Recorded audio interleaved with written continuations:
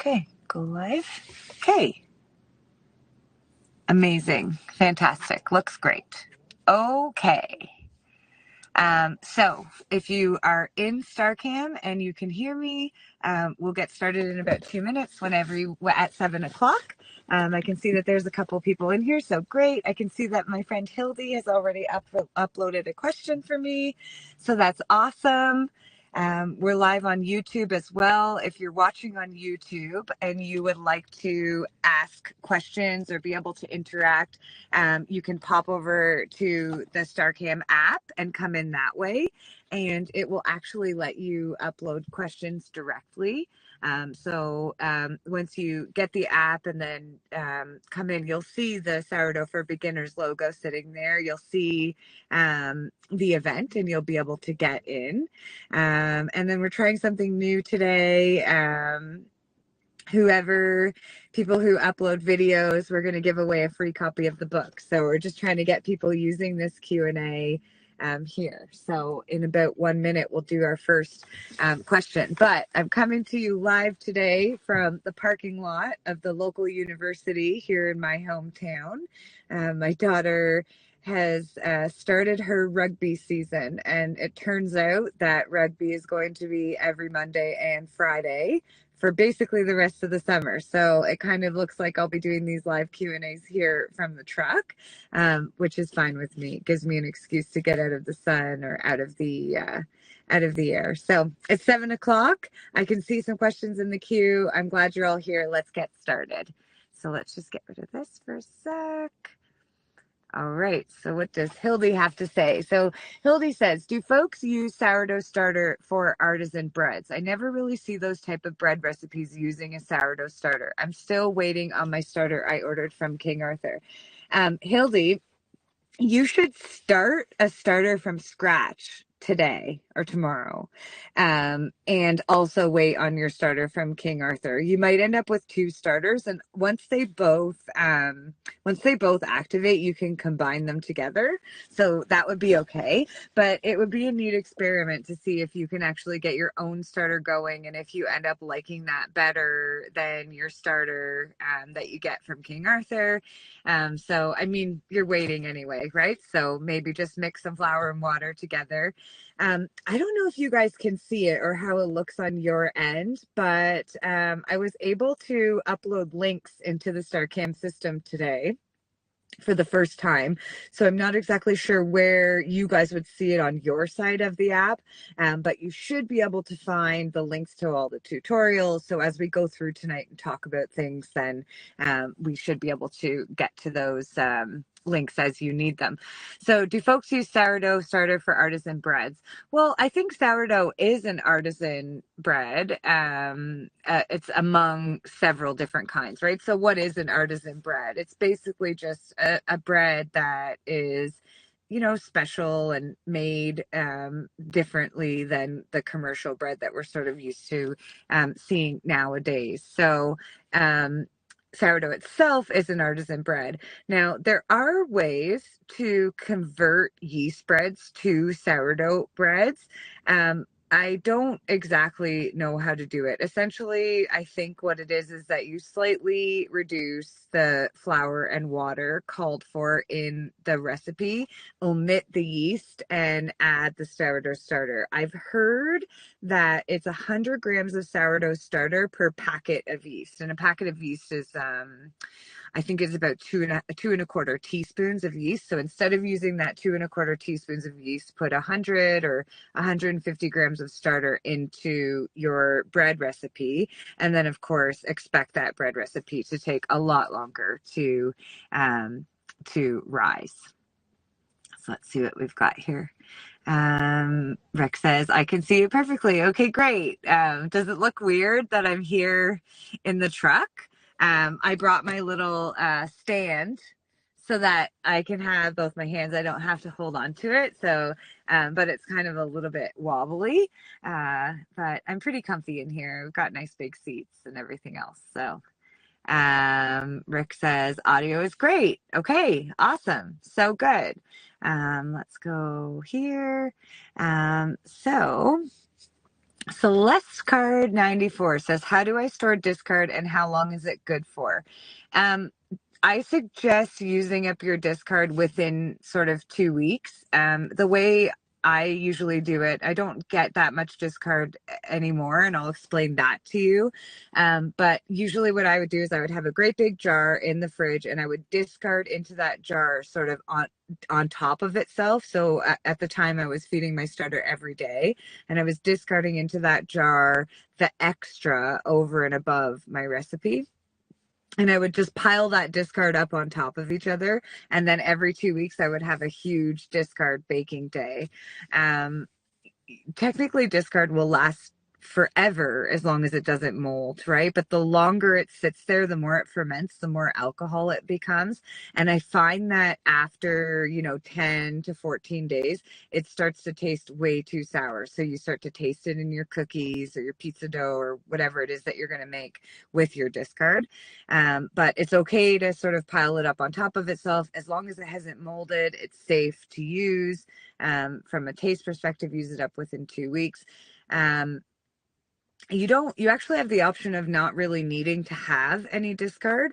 And the way you do that is to manage your starter according to the way that you bake. So there's basically 3 ways. And of course, there's a million different ways that you can manage a starter, but these are the 3 different types of bakers.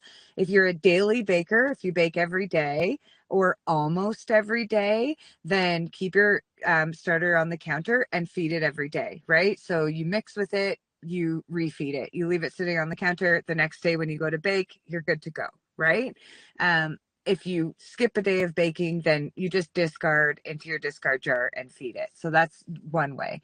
If you're like me and you bake every 2 to 3 max days, then what I do is I take my starter, dump my starter into my recipe. I feed it as soon as I'm done mixing my bread. I let it peak on the counter, and then I stick it in the fridge at peak. The fridge slows it down enough over the next 2 days that it kind of stays up there at peak, or it might just slightly come down lower. And so I can actually pull that starter straight out of the fridge without refeeding it and use it directly into my bread. And then the last way is your sort of once a week baker or twice a week baker, every 4 days or whatever it may be. And what you should do in that case is mix up your bread and then don't feed your starter. Just stick it in the fridge unfed.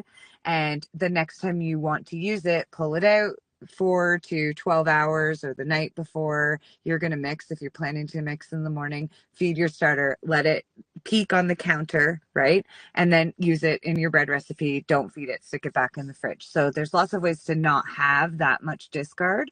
But if you like having discard, or if your starter is recently activated and you're trying to build strength, so you're still feeding it lots more, then just put that discard in a jar in the fridge, keep pouring it on top, and then have a big baking day every couple of weeks.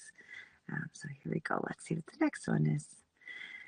So Celeste says, when I'm ready to start a sourdough round, what is the ratio for starter, flour, and water? Okay, so Celeste, somewhere I think that you might be able to see some links on the YouTube channel. We have the beginner bread recipe. We recommend that everyone who's doing their first loaf starts with the beginner bread recipe. It is a 2 loaf recipe. You can split it in half to make a single if you want. But for the 2 loaf recipe, it's 120 grams of starter, which is 12%. It's 680 grams of water, which is 68%, and 1,000 grams of flour and 20 grams of salt, which is 2%. The percentages for baker's math are always calculated according to the flour. So with the beginner bread recipe and the level 2 hydration recipe, we're working with 1,000 grams of flour. If you want to do a single loaf, cut it in half. So 60 grams of starter, 340 grams of water, 500 grams of flour, and 10 grams of salt. In the links somewhere in your app, you should be able to see a tab that says links. I've uploaded the baker's playlist on YouTube that has sort of everything you would need for baking bread. There's a starter playlist, everything you would need for making a starter. So Hildy, if you want to try, there's a day-by-day starter recipe in there. You can make that. And I've also put our most common tutorials in its own section. The beginner bread recipe is there. The level 2 hydration bread recipe is there. Our bulk proofing success tutorial is there. So everything you would need. So I hope that answers your question. In regards to ratios, I wouldn't focus so much on ratios with sourdough when you're a beginner. Just know that you want to keep your hydration sort of in the 68 to 70, 71% range at first, which is on the lower end of hydration, just because it's much easier to manage when you don't fully understand the processes and don't totally understand how the dough should be sort of feeling.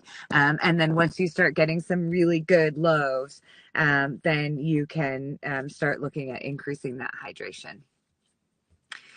So let's, Hildy says, wish I knew where to find links you're sharing. Do not see where to get them. I'm not sure if Greg or Rick is in here. Rick, maybe you could upload a video or something and tell them how. I see like the presenter side. So I don't know how to find those. But if you can't find them, Hildy, if you go on YouTube and in search, just put the @ button and start typing sourdough for beginners, you'll find the YouTube page. On the YouTube page, the top video, the big one that comes up is the beginner bread recipe, but then there's playlists, and I've got a whole playlist for starters and one for baking bread and one for discard recipes, so they're all there. Oh, let's see what Rick has to say. Hey, I just wanted to say thanks for everything you're doing. This is a great show, and we learned so much, and we really appreciate all your time and effort. Thanks. And hopefully you can hear me with all this wind here in Canada. I can hear you. I can hear you. That's awesome. And thank you for saying all of that. Let's see what happens here. Okay. All right. So we are liking this star cam. It starts to get really fun when we get a bunch of people in here and people start uploading questions like Rick just did. So I was putting out on social media today that anybody who uses the video feature on StarCam, so that I'm not sitting here by myself and I actually get to talk to someone. So whoever uses the video feature to upload and say hi or tell me what they need help troubleshooting with for sourdough, I'm going to let them have a free copy of any one of my books. So we've got the Decoding Sourdough Essentials ebook, which covers everything to do with sourdough bread, your basic essential processes, your more advanced processes, when to use each. It's got baker's math, it's got a glossary, it's got conversions from grams to cups, it's got the beginner bread recipe, the level 2 hydration recipe. So everything you would want to know about learning to make sourdough bread. And then we've got 2 discard recipe books. One's got like pizza dough and cookies and all kinds of good stuff in it. The other one's got bagels and English muffins.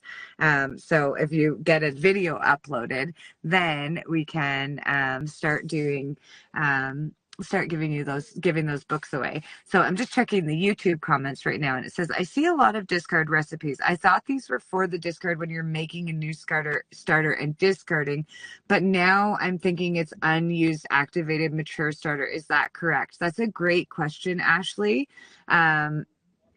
When you're first building a starter, you're sort of creating all types of bacterias. I wouldn't use that. That discard needs to be thrown away until the starter activates. The starter is activated when it's at least a week old and doubles consistently after every feed. So if you get to day 7 and it doubles, right, and you feed it again tomorrow and it doubles again, maybe one more day, then you know for sure that it's active and you're good to go. Then it's good to use in bread or in discard recipes. Prior to that, it's not really a stable, a fully fermented stable compound yet, right? So I wouldn't use it. I don't think it would really make you sick. It could. I don't know. I don't know the science behind it, but I just don't recommend using it until it's active. So yes, discard recipes are unfed activated starters. So you're discarding out of your starter just to make room in your jar so that you can refeed it and keep it active and healthy. We're using that starter in discard recipes like chocolate chip cookies or bagels or all kinds of great things. So Nancy says there's the beginner recipe in level 2. How many levels of hydration are there while learning? There are sourdough recipes like sourdough baguettes that can be 90, 94, 96% hydration. I've seen people doing 100% hydration sourdough. So that's like 1,000 grams of water and 1,000 grams of flour, or 500 grams of water, 500 grams of flour. However, anything more than like you have to start getting much sturdier and stronger flours in order to increase that hydration. So we kind of say that the maximum hydration that regular plain all-purpose flour can manage is about 71, 72%. But we recommend that you start with regular all-purpose flour at first, because you're going to have some fails, and that's the most inexpensive flour. Why would you waste the super expensive flour, right? So we recommend that you start at 68%. Master the essential processes. Get used to the feeling of stretching and folding. Get used to the way your bulk proofing works out in your clear, straight sided containers that we recommend in the bulk proofing success, right? Um, get used to scoring and baking your bread. Get a couple of good loaves under your belt, right? Then maybe add in cold proofing. Then look at increasing to the level 2 hydration. By the time you've made 7, 8, 9 good loaves, then you're going to be able to experiment and it will seem easy. But as beginners, we recommend that you stay in the 68 to 72% range until you understand how the type of flour is going to affect how much water you need, and how much water and the type of flour you're using is going to speed up or slow down bulk proofing, and how things are going to operate within your environment, right? So that's what we recommend that we do. And Johanna says, what is the best way to increase the amount of starter for larger batches without discarding?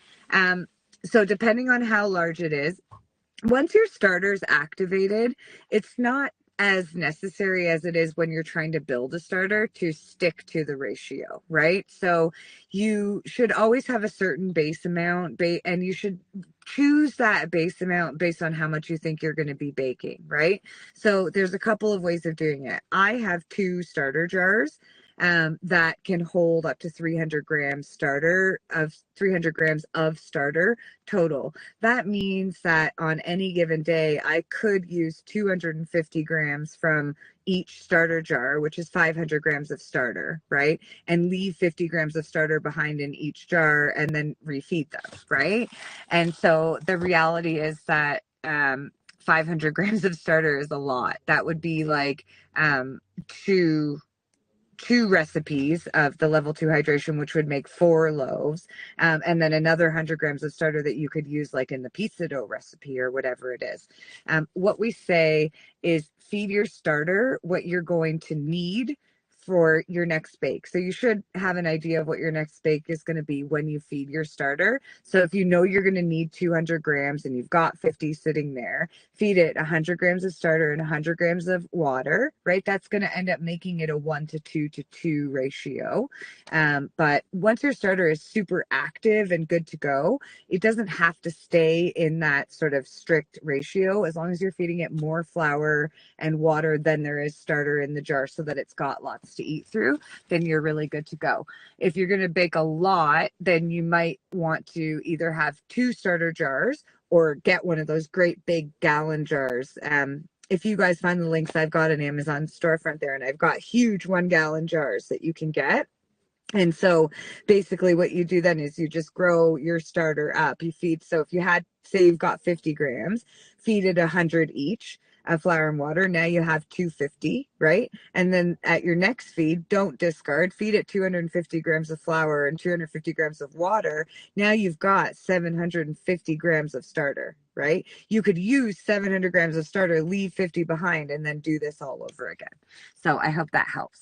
I'm just going to switch back to StarCam here. So it looks like Rick sent a video. Let's get rid of this.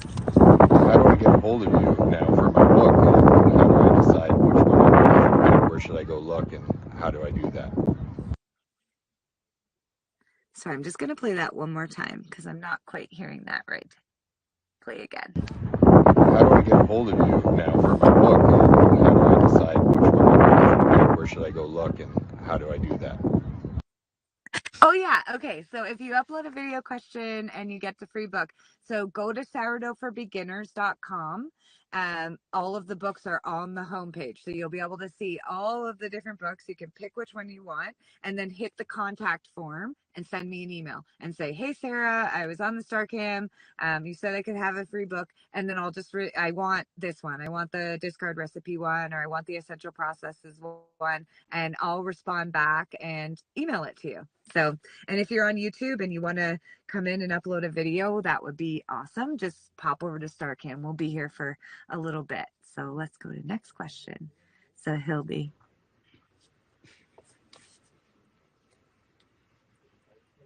Oh, hi Hildy. I'm not. Oh, let's see if the next one worked. Oh, hang on a sec. Hello, my name's Celeste. I'm from Southern California. So I'm just starting my sourdough journey and I'm super excited. I've been seeing a lot of videos of inclusion recipes. Do you recommend a beginner wait on those until they've perfected a like plain loaf, or do you think we just dive right in? So hi Celeste. Thanks for sending the email. Make sure the video, make sure you email me and I will send you whichever of the books you like. I definitely recommend that you first just get good loaves down. Just get used to working with sourdough. On the YouTube channel in the shorts section, I actually have a mix-ins video. If you want, I can send it to you. What I recommend is that when you add mix-ins to your bread, until you feel like an expert at making sourdough, don't add them until the final shaping.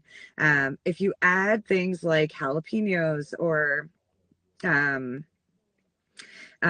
let's say like lemons or blueberries or whatever it may be to your dough while you're stretching and folding, you're going to affect the hydration of your loaf. You're going to increase the hydration of your loaf. And if you weren't prepared for that, then the dough could overproof on you or could end up being too sticky for you to manage. So yes, I absolutely recommend, Celeste, if you're just getting started, get your starter activated, do the beginner bread recipe a couple of times. So hopefully you'll find that link. Or if you want, I'll send you the essential processes ebook because you uploaded that video. Get that mastered, increase your hydration, get comfortable with that. Get yourself to the point where you're getting that beautiful, super sprung loaf with the nice crispy outside and the nice crumb inside. Then you'll know that you're good to go. And then start adding your mix-ins in. I think that's a great question. So what I do with my mix-ins is I actually take my dough and uh, so I mix my dough, I stretch and fold, I bulk proof.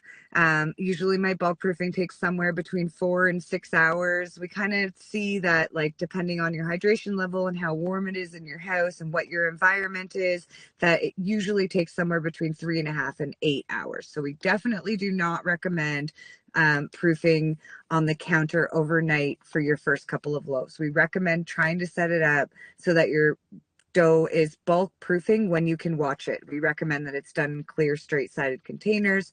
We have a tutorial for that.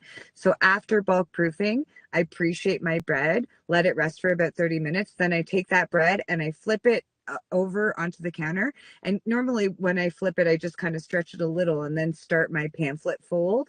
But when I'm going to add mix-ins, I'll flip it over and I'll just stretch it a little bit more than usual. So rather than having it about this size, I'll stretch it till it's about this size, right? I'll put my mix-ins on. I'll put some garlic and some cheese, right? Then I'll fold down the top part of my pamphlet. I'll put more garlic and cheese on. I'll fold the bottom part of my pamphlet up, more garlic and cheese, right? Then I'm going to roll up my dough just like always. So it's the same shaping technique. It's just that we're shoving as much mix-ins in as we go, right? And then once I get that nice and shaped, I'll put my mix-ins on top and put a little bit of flour on top of those. So, but definitely I would recommend waiting until you're feeling comfortable with making bread. Hi, Sarah. When we talked about last week, and the guy said to cover your containers with their lids, the dough. Did you feel that your dough had more moisture in it? Yeah. Mine felt more wetter than usual. Yeah. Yeah. So that was the whole point that Bill was making, Carlene, and that's a great question. So I'm not sure who is on here and who's watching live right now. So I'll just sort of give a recap. Last week I explained we have a member, so we have a Facebook group. We have a Facebook page and a Facebook group. The page is where we post all of our tutorials. The group is a forum. The group has 775,000 members. So it's the wild west of sourdough in there, but it's a neat place to be. We have a member named Bill, and he makes stunningly beautiful bread. And he made a post recently, and I actually was talking to Bill, and I think he's going to come co-host with me next week, and so he can actually tell you this in his own words. But he's only using a 68.4% hydration recipe. It's not super high, and yet he's getting those crazy Instagram loaves with the most beautiful scores you've ever seen on them. And he made this post, and he said, I make sure that I retain all of my moisture. So the whole point of what he was saying was keeping that moisture in, Carlene. So it's interesting that you're noticing that it's much wetter and it's much stickier. This is why, this is what happens with beginners. Sourdough is supposed to be sticky, but there's like good sticky and there's bad sticky. Bad sticky is super overproofed, too much water. The flour can't support the water. Good sticky is beautifully proofed, ready to work with. We just need to know how to do it, pre-shaping, shaping, everything else, right? So essentially, what Bill does is he mixes his dough in the bulk proofing containers. And if you don't know what I'm talking about with bulk proofing containers, find the link called Bulk Proofing Success. Go on YouTube at Sourdough for Beginners. Do this one thing to guarantee bulk proofing success. It's in the baking playlist. This is one of the keystones of what we teach for sourdough. And essentially what it is clear, straight-sided containers that your dough sits in that are about 7 to 8 cups. So small enough that the dough kind of touches all of the edges so that while it's proofing, you can see it rise. Sourdough spreads rather than rises. So if you've got it in a big bowl, you can't see it rising. You don't know how much it's risen. We see people saying all the time, my dough's not rising. I don't get what's happening. And it is rising. You just can't see it. So with the clear, straight-sided containers, what I used to do was mix my dough in a big steel bowl, right? Let it rest for 30 minutes, stretch and fold, rest for 30 minutes, stretch and fold. Do that 4 times total, 30 minutes and stretch and fold. And then at that point, I would separate the dough into 2 and move it into my bulk proofing containers, pop the lids on and let it sit. Bill says, I don't do that. I don't let my dough rest in a bowl with a towel over top of it during the stretching and folding phase because the towel is sucking moisture out of my dough. Or even if you left it uncovered, you're losing moisture to the air. So he keeps his dough contained in a container with a lid on it through the entire process. And what it does is it retains water into the dough. So when you're starting with a 68.4% or a 70% or whatever hydration you chose to make your dough, and it's staying at that hydration level, you're not losing any liquid to the air. So Carlene, if you notice it was wetter and it was stickier, I think that means it's working. It makes it so that pre-shaping becomes an essential process, right? And we've definitely got a um, um, um, yeah, you definitely have to pre-shape. So, okay, Sarah, I said video. Not sure why you're not pulling up. Need a book that teaches me how to work ratios. Which book is for a real newbie? Okay, I saw you, Hildy. I saw your video there, and there might be another one. I see it. There's a few in the queue here. So we'll see if we can get it played. If you're a total newbie, you need the Decoding Sourdough Essentials ebook. It's 34 pages. It breaks down everything you could possibly need to know about sourdough.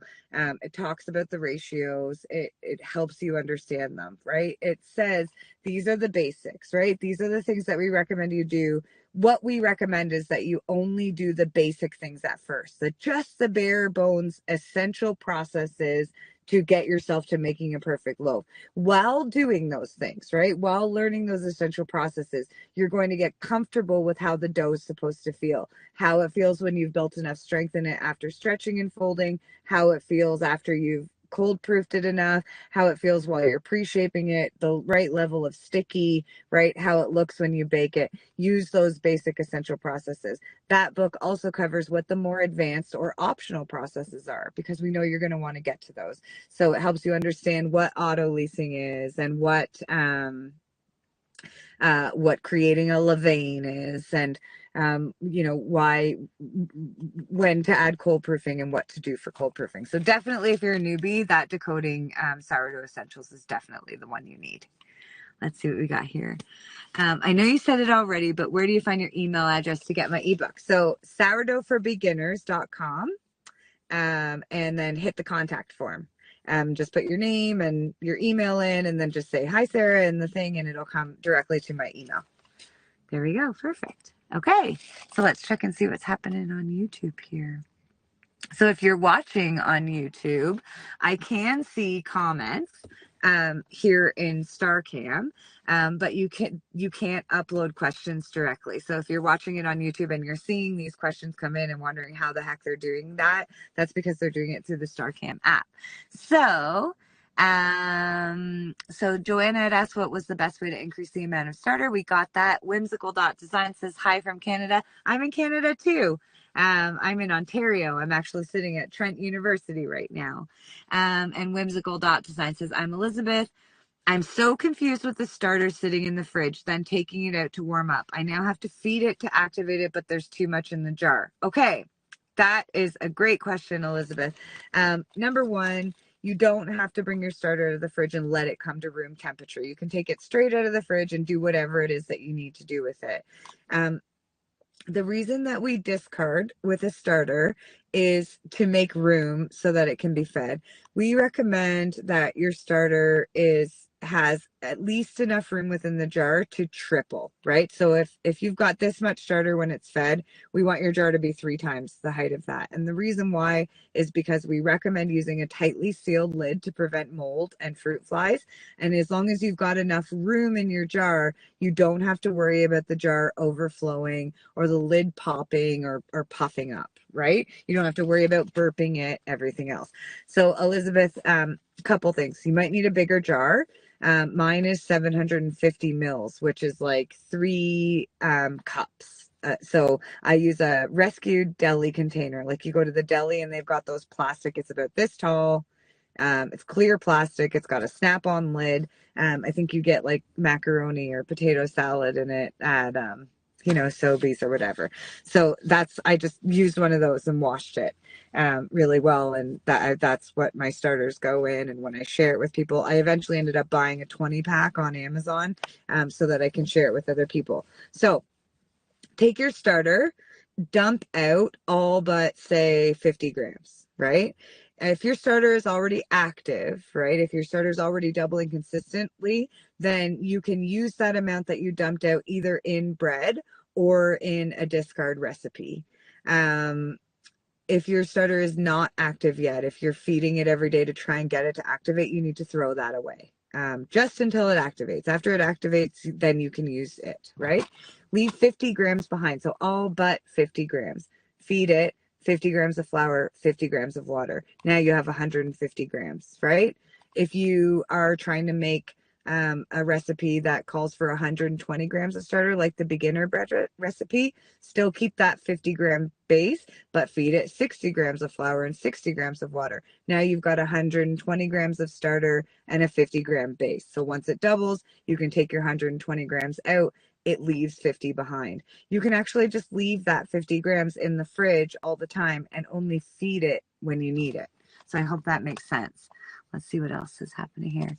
Oh, I'm in Wasaga Beach. Oh, you're so close. I'm in Peterborough. So I'm actually sitting in the parking lot of Trent University right now watching my daughter run up and down the rugby field. So you're really close. That's so awesome. Let's see here what we've got. Good. Okay. So I'm just going to pull over here. So we're caught up for a minute on questions. So I will cover the essential processes because we're always talking about these. Um, my focus in sourdough specifically is helping people who've never made sourdough before get to a good loaf, right? So I want to talk about the advanced and optional processes. We consider cold proofing to be an optional process, and we recommend that beginners skip it until they get a decent loaf. And the reason that we recommend that they skip it is because if we're making a mistake earlier in the process, in the bulk proofing phase, then cold proofing is often going to just magnify that mistake, make it much worse. There's also several other processes which are totally valid and wonderful, but we consider them to be advanced. That would include auto leasing your dough, which means taking your flour and water and mixing it a long time before you add in your starter and your salt. It's just unnecessary for a beginner. Creating a levain, that's where you take out of your starter and put it on the counter and feed this separate little mini starter out of your sort of mother starter a specific way in order to create a specific type of bread. In most cases, if you're just making regular sourdough, you can mix your starter right in your starter jar, dump directly out of your starter jar into your bread. It's a pretty advanced type of bread that would actually need a levain with a specific ratio and everything else. What are some other ones? Adding salts later in the process. I don't think it's necessary for beginners. What we say is keep it super simple at first, right? Make sure your starter's active. Feed it 4 to 12 hours before you're ready to bake. You can use your starter at or after peak, right? As long as it has peaked, even if it started to fall, it's still usable. It's still active. It's still ready to go. The longer past peak you use your starter, the more sour flavor you're going to get. So in most cases, it's probably fine to pull your starter out of the fridge. You don't have to wait for it to come to room temperature. Feed it, go to bed, get up in the morning and mix early.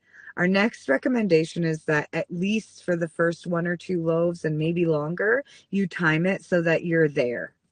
Well, for the whole day. So, on your day off, whatever your day off is, make that your first day making bread. Don't try and do it when you're in the middle of a busy schedule or whatever it is. Just find a day if you can. And I know that's not possible for everybody. And if it's not possible, we do have tutorials about using the fridge to manage your timing and everything else. I understand it's not possible for everybody, but if you can, feed your starter before bed, get up in the morning, mix, get through your stretches and folds. So that'll take about 2 hours. And then get your dough into your bulk proofing containers and watch that dough grow and catch it. If you are going to cold proof, we recommend you grow your dough to 75%. If you are not going to cold proof and you're going to bake the same day, we recommend you grow your dough to 100%. So doubled, right? So cold proofing, slightly less than doubled, baking the same day, doubled. We have, after cold bulk proofing, we believe that pre-shaping is essential, especially for beginners. Sourdough is very sticky, and if you just dumped bulk proof dough out of the container and tried to shape it into a loaf, it would stick to everything. Pre-shaping actually has a function which makes better bread, but it especially makes the stickiness of sourdough much easy to manage when you are shaping your bread. So when we dump our dough out of our bulk proofing containers, we don't use any flour, we don't use any water, we just use a bench scraper, and we're just working around this dough and gathering it up into a ball. What that's doing is actually building tension in the bread. It's trapping air inside your dough, and you need that air to eventually get oven spring once your dough is in the oven, right? So we absolutely consider pre-shaping to be one of the essential processes. After pre-shaping, let your dough rest for a little while, 30 minutes or so. Usually what I say is get your Dutch ovens into the oven if you're using them. If you're going to use loaf pans, don't worry about it, but get that oven preheating before you start pre-shaping. Then pre-shape your dough, then let it rest. By the time you've now shaped your dough, your oven's been preheating for 45 minutes. That should be a good hot oven. Preheat your Dutch oven. If you're going to use loaf pans, then get your dough into your loaf pans. Do your final shape, and then we have a functional score. So a functional score, what it does is lets the steam escape from the bread right at the moment that it needs to escape. So when you put bread into an oven, it's like, you know, an inch and a half tall. And what happens is it starts to build as soon as it gets that heat up against it, right? All that air that you've trapped inside the dough when you pre-shaped and shaped your dough starts to build pressure.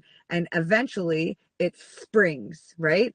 That functional score that you've put in is going to allow that steam to escape in an efficient way. And that's how you get that beautiful look on your bread. You've got either the type of score that would create an ear. So that's going to be nearly parallel to the counter, just maybe slightly more and about half an inch deep. Or you have several functional scores. So like with a boule or with a batard, I'll do 3 functional scores. So they're not quite as deep and they're not angled, and they'll cause the bread to open up sort of flat. Aesthetic scores are great. They make your bread look very pretty. They let a little bit of steam escape, but the reality is that if your bread is not proofed properly, it's just not going to hold a score. So that's it. Those are the essential processes.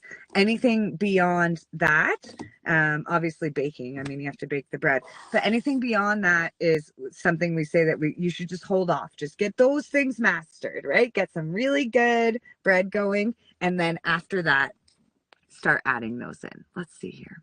So, I would love it if you're watching on StarCam, if you would, if you want to upload your video questions or type in any text questions that you have.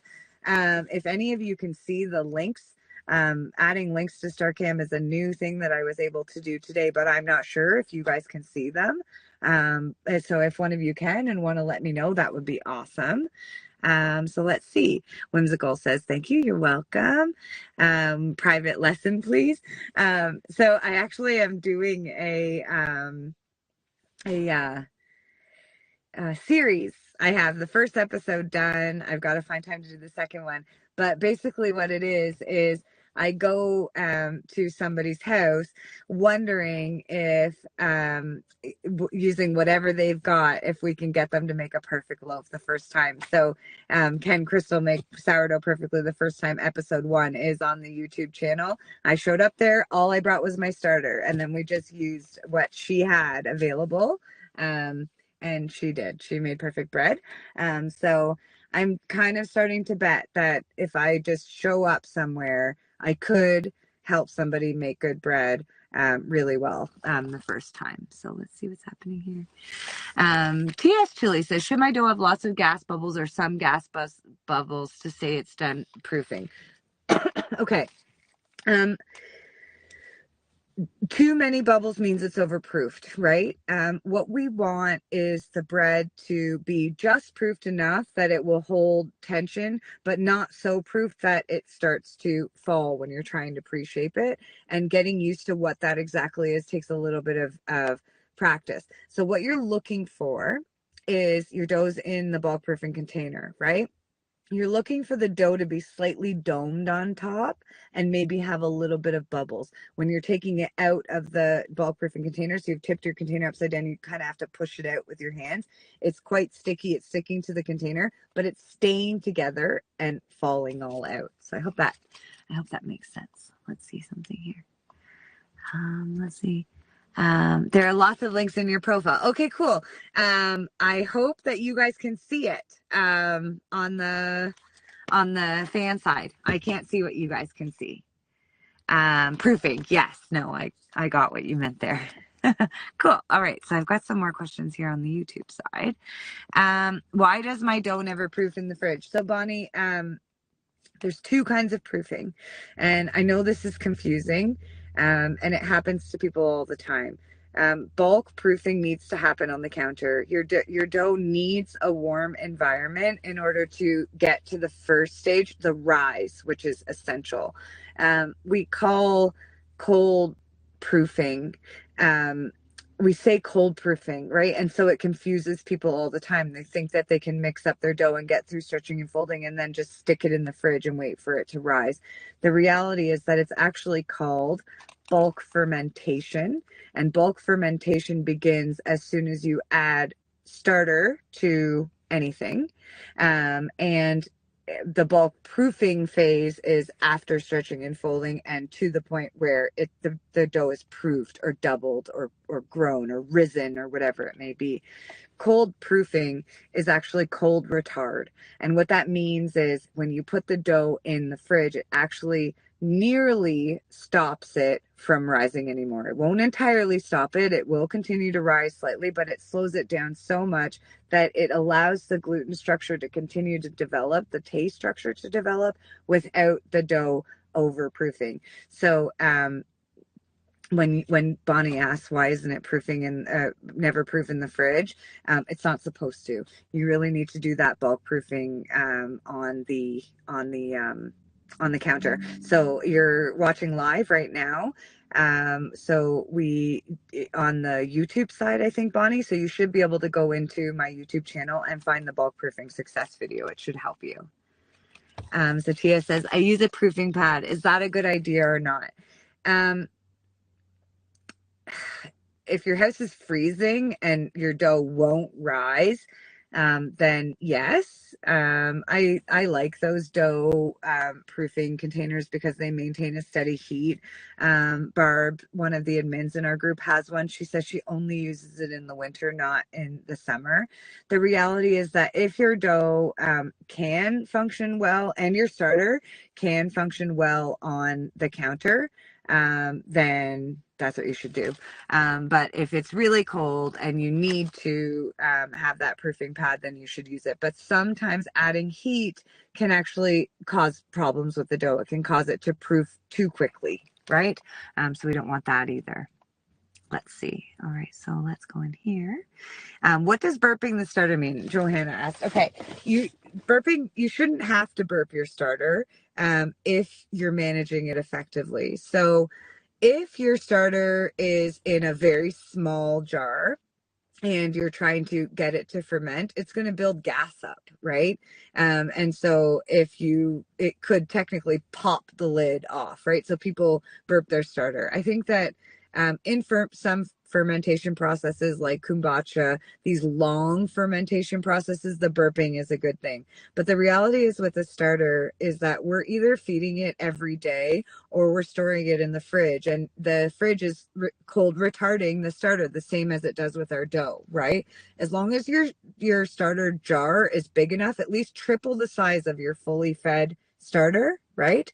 You shouldn't need to burp it. You shouldn't need to you shouldn't need to have a breathable lid. You can have a tightly sealed lid. That starter can grow, and when you open it to feed it, it always that gives it enough air that it needs, that lets the air escape.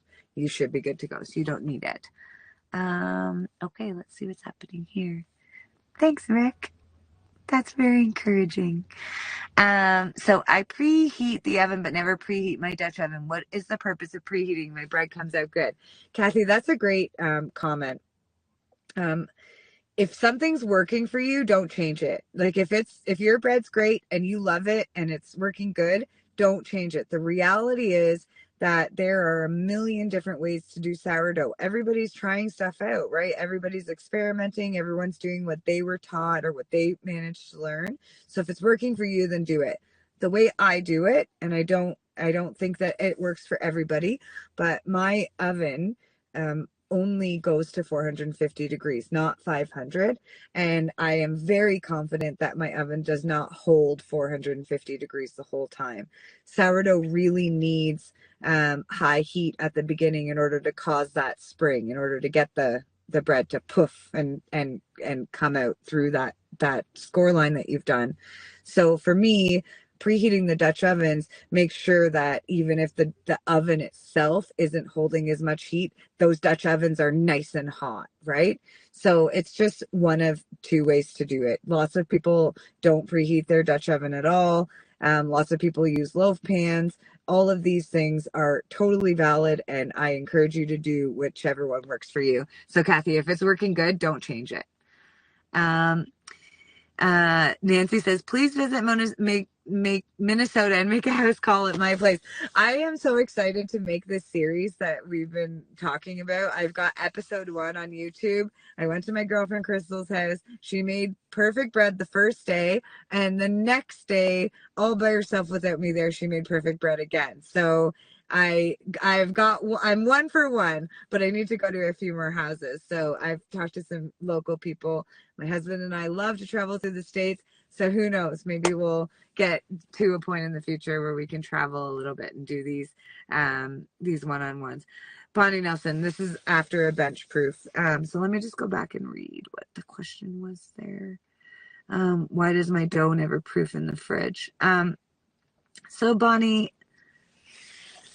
number one, cold proofing is an optional process, right? So when you say bench proof, you mean bulk proof or bulk ferment, counter ferment. There's all different ways of saying it, but essentially this is you've finished your stretch and folds, you've let your dough rise a certain percentage. Maybe that's 65% or 75% or 100% or whatever it may be.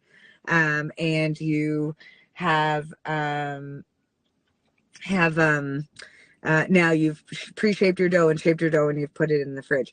It shouldn't really rise that much in the fridge. It will rise a little bit. It'll expand a little bit. Like when you put it into your bulk proofing containers, it might be this big. It'll kind of expand out to the length and expand out to the end. But it's not really supposed to rise in the fridge. So I think that's probably what you're looking at. Would love to have Doc Sourdough Sarah make a house call to my home in Minnesota. That would be awesome. All right. Well, I'm going to go in here and check. We've got a couple questions in StarCam. So I'm just going to finish those up. And if anybody else has any more questions on StarCam, make sure you get them in now. I'm going to wrap up in the next couple of minutes here. I've got my little rugby player in the back seat. So we're going to start heading home. I'll get my seatbelt on. But let's check out these questions.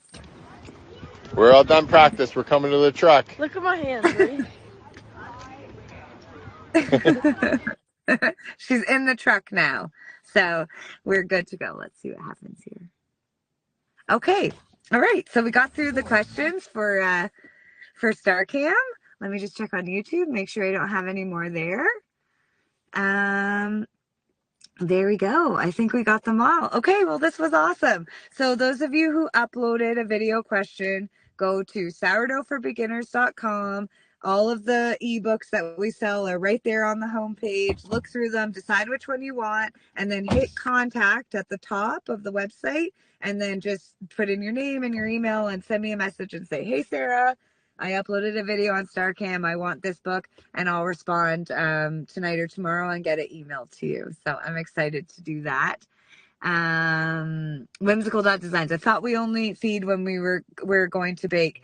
There's lots of different ways you can do it. You can store your starter in the fridge with just a small amount, like 50 or 60 grams, and then just pull it out and feed it when you're going to bake.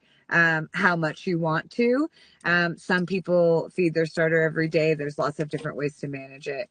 I would suggest doing it so that you only feed it when you bake, so that you don't end up with piles and piles of discard. So there we go. All right. Well, thanks for being here, everyone. And just so you know, I'm here every Monday at 7 p.m. Eastern, and I'd love to see you. So we'll see you next week. Bye for now.